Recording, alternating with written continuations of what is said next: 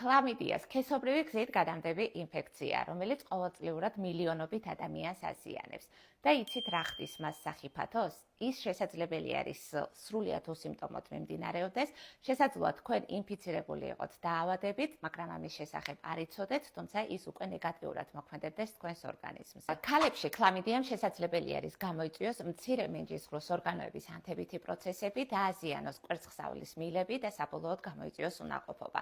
ხოლო მამაკაცებში შესაძლოა გახდეს მიზეზი პროსტატისა და სათესლით ჯირკვლების ანთებითი პროცესების, რაც ასევე სერიოზულ შედეგებს იწვევს. ქლამიდია ძირითადად გადაიცემა სქესობრივი კონტაქტის დროს, როგორიც არის ვაგინალური, ანალური ან ორალური კავშირის.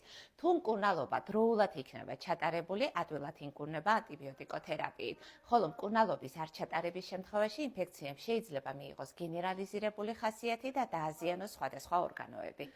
რეგულარული ტესტირება არის საუკეთესო გზა თქვენი ჯანმრთელობის დასაცავად, განსაკუთრებით იმ შემთხვევაში, თუ სქესობრივი პარტნიორები ხშირად იცვლება.